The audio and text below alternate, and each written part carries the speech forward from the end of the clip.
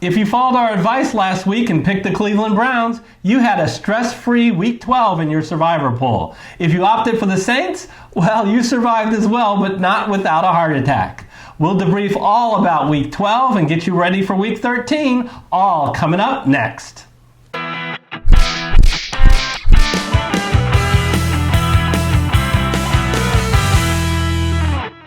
Hello everyone, I'm Eric Lee. And I'm John Schmelak, sitting in for Gary Kurtzman. And I know a lot of people are missing Gary, and a lot of people are just wondering what the heck is going on. Here's the deal.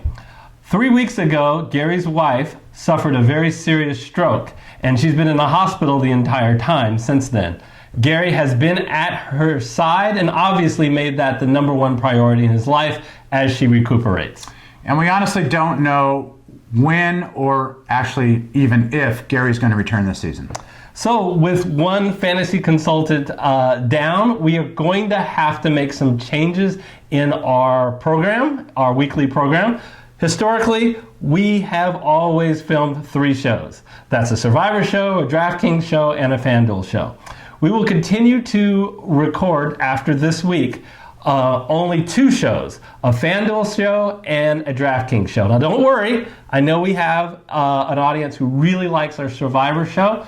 What we will do is we will cover Survivor at the very beginning of our FanDuel show. It will be shorter, but we will still give you our recommended picks for Survivor. The one thing we're going to drop is all of our against the spread picks, which we just did last week for the first time. And Eric, could that be because you and Michael went 0 for 2 last week on the spread picks?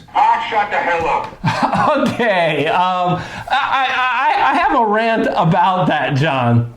We did go 0-2, but the freaking Pittsburgh Steelers and Mason Rudolph, they won by 6, but the spread was 7, so we missed it by 1 point.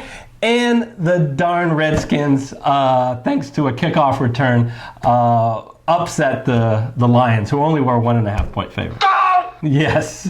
So, but we're going to be focusing on Survivor in the future. Speaking of Survivor, let's talk briefly about, John, where do we stand in our own Survivor pool, our viewer pool? Well, Eric, as you know, we started out this season with 430 contestants.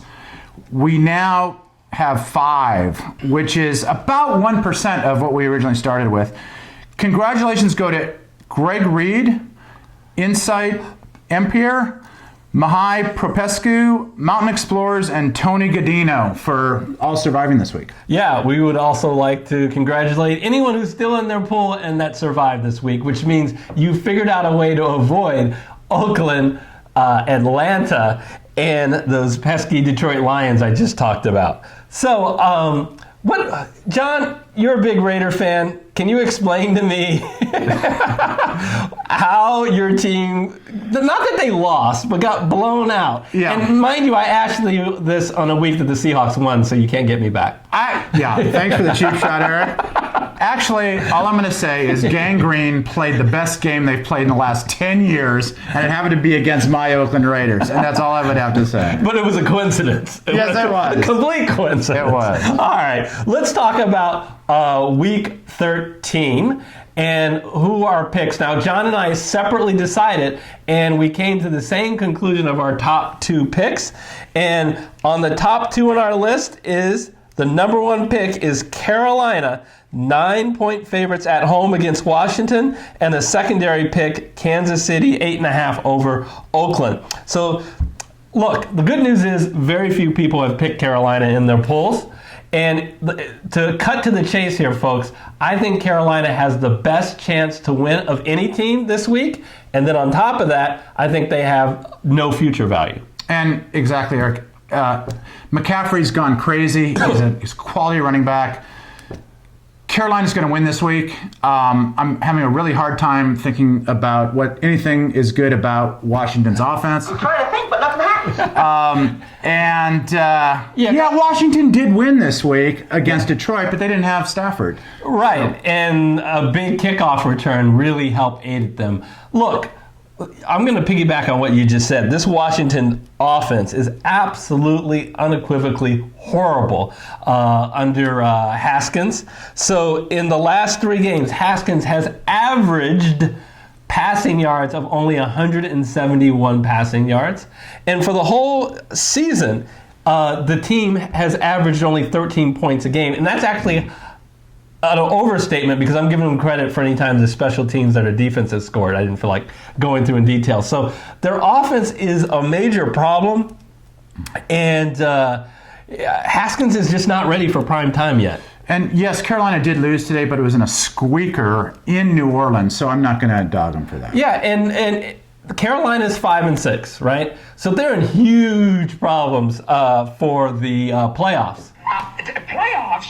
Don't talk about playoffs? You kidding me? Playoffs? Well, because right now the Seahawks and the Vikings are the two wildcard teams. They're not going to catch the Saints, who are 9-2. The Seahawks are 9-2, and the Vikings are 8-3. So they basically have no margin for error. They need to win out, and they know that. So they don't. There's no way they're going to take this team lightly, and they haven't lost to a bad team all year. So I just think they're going to trounce them. And Washington's a bad team, and they're playing away. Yeah. If for some ungodly reason you picked Carolina already, where do you want them to go? And I know John doesn't want to talk about it, but I would like to talk about the Kansas City Chiefs, John, who are hosting your Oakland Raiders. And, you know, I hate this pick, but I will pick it second in my priority because Kansas City trounced Oakland in Oakland last time they played. Yep.